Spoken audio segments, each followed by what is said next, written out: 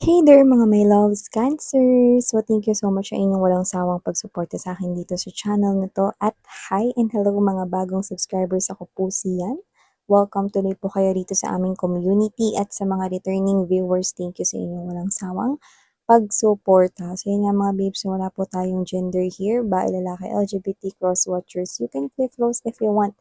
Of course, you can do that. And at the end of the day, you always have your free so yun nga mga babes, wala tayong gender here, bae, lalaki, LGBT, lahat kayo welcome. At syempre mga babes, no, timeless din ito. So just take how this resonates here with you. Kung hindi nyo pa knows, meron po tayong other channel. Ang link ay nasa description box. So yeah, let's go ahead and check out these messages here for ya, Cancer. Thank you so much, Archangel Michael, for being present here in this reading together with the angels and spirit guides. This is for my Cancerian people. Cancer.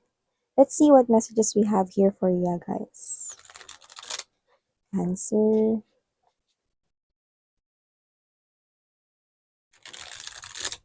Tell me something about Cancer, please.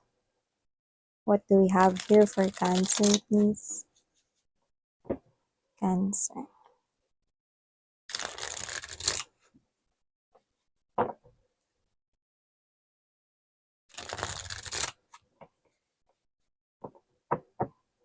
Okay, so let's go ahead and check this out for you, Cancer.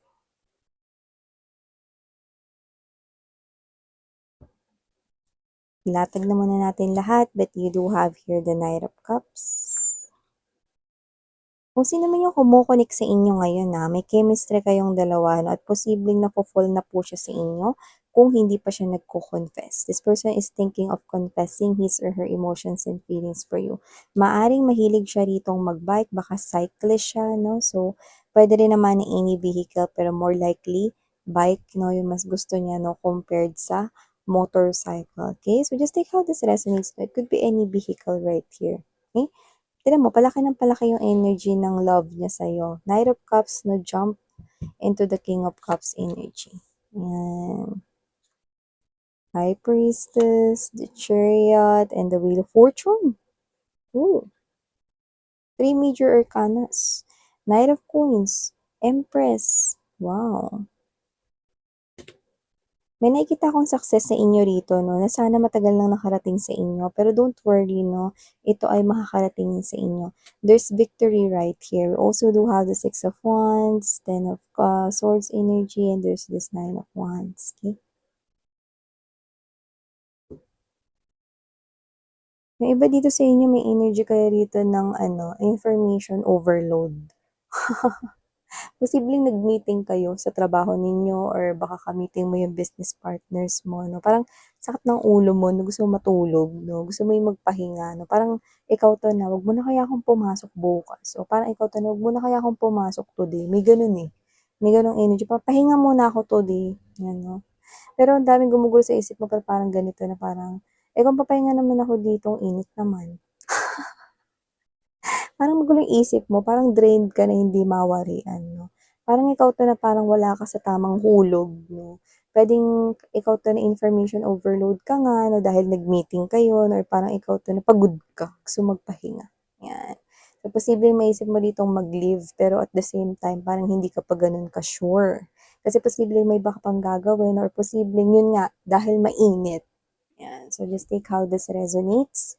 Cancer. So, maliban dyan, mga babes, nakakita rin ako rito, no, ng improvement sa iyong financial. And I think with the Three of Coins energy, Empress, Knight of Pentacles, I do see that this is a long time coming, but it's here now. It's a call for celebration. I'm seeing you being promoted. Yeah, it's a promotion, no? For others of you, congratulations, no? And yung iba naman, no, hindi ito promotion, pero posibleng meron kang mahit na quota or mahit rito na jackpot when it comes to your way of earning a living, money-related, business man yan, negosyo, or job or career. Nakikita ko rito no, na ito ay maganda at nakikita kong very promising.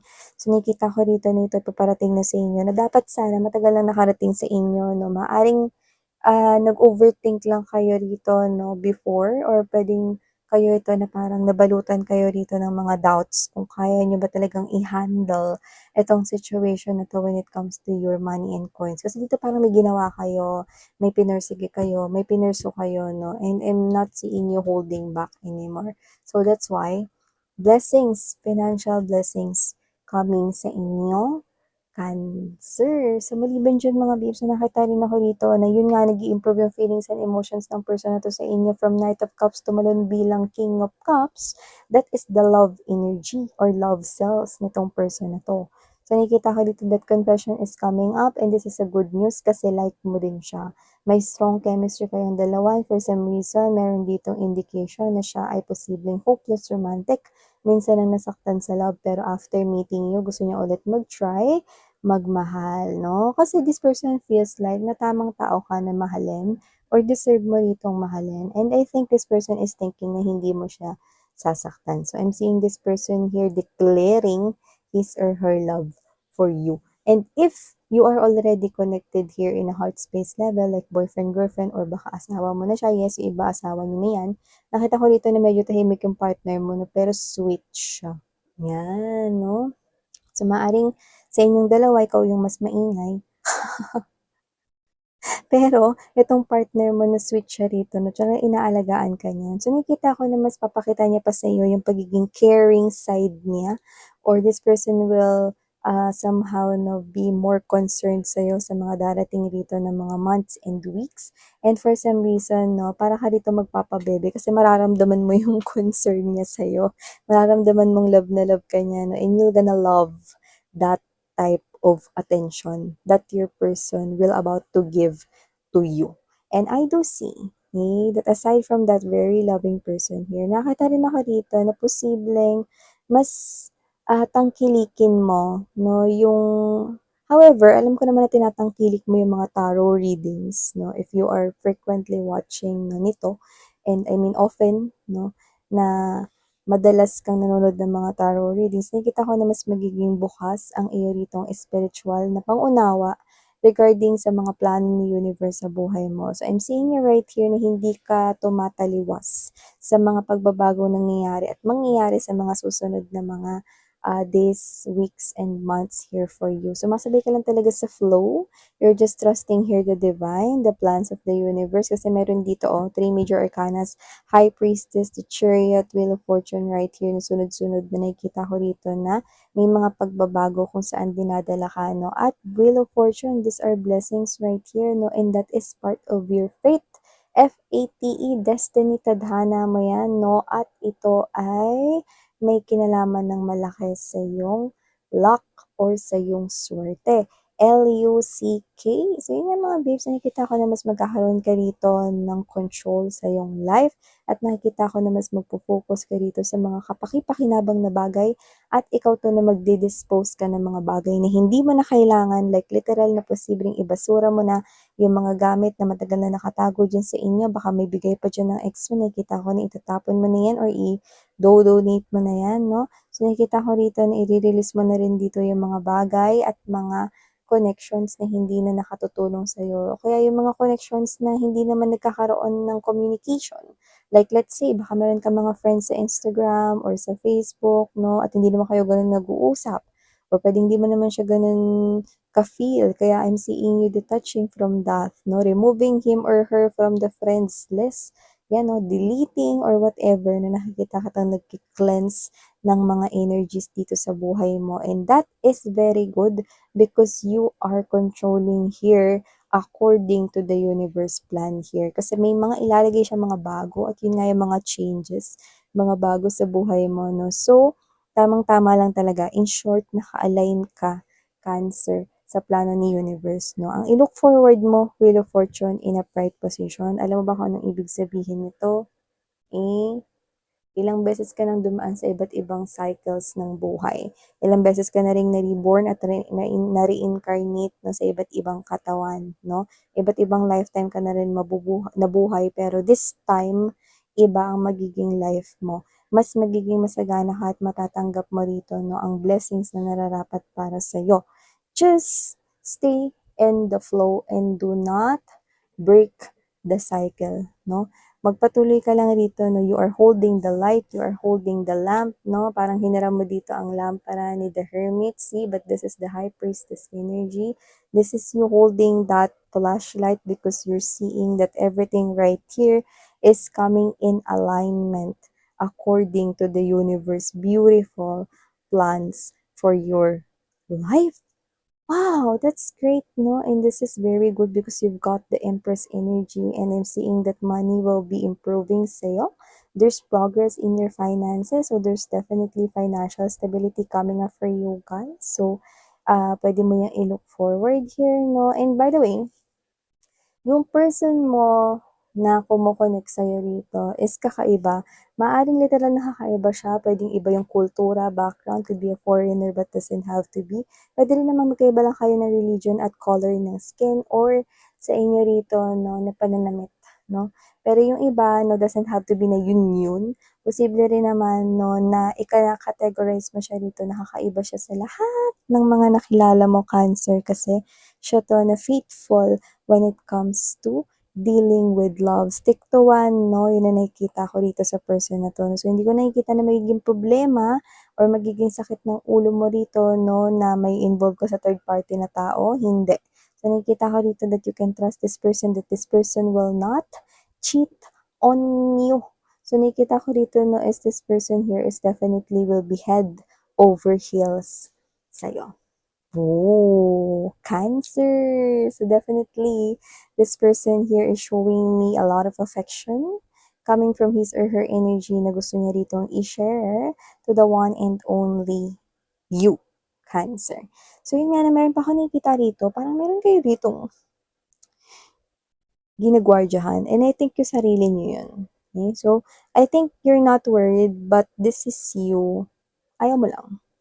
So, posibleng meron ka lang ditong ayaw kausap or meron ka lang ritong parang,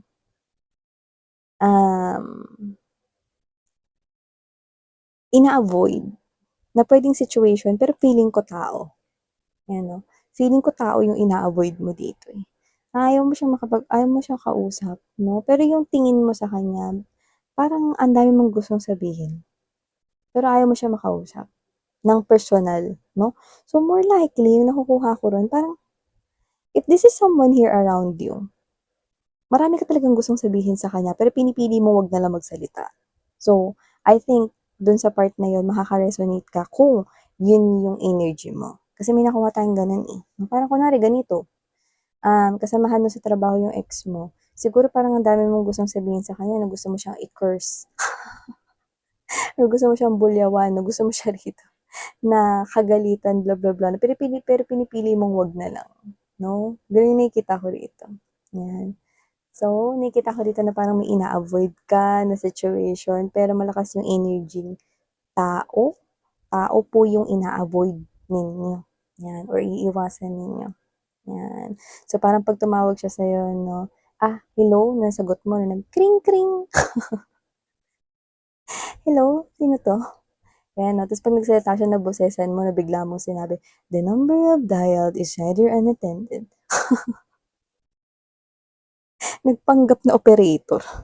So, whatever the case may be, nakita ko rito na meron ka talaga ritong iniiwasan kasi ayaw mo lang, okey? Ganyan yung kita ayaw mo lang, gano'n 'no, as simple as that. So, yung iba nakikita ko rito 'no, na maliban diyan, meron ditong travel, 'yan 'no, kung saan mag-e-enjoy ka at posibleng dun sa may season na winter season or snow season ka pumunta, 'yan 'no. So, nakikita ko rito na this travel is puwedeng kasama yung mga friends pero yung iba parang pinu-push ninyo na you're gonna do it 'no, as solo travel this time. Parang gusto mo i-try 'no, na solo travel ito. Pero yung iba kasama yung family and friends 'no, or baka kasama yung family and friends 'no, pero ikaw 'to na parang baka isa sa mga araw ng mga vacation na 'yan is puwedeng lumakad kang mag-isa. May gano'n akong nakuha sa energy mo, parang kasama mo yung family and friends mo 'no, dun sa ibang mga tourist spots, pero may particular kang place na pupuntahan diyan sa lugar na 'yan kung saan malamig yung panahon, eh, may snow season, may winter season, whatever that is 'no, yun yung lugar na may gano'n or meron kang pupuntahan 'no, pagdating ng winter season, whatever the case may be. Meron kang lugar na specific na pupuntahan, bibisitahin na gusto mo ikaw lang mag-isa yung pupunta dun, 'yan.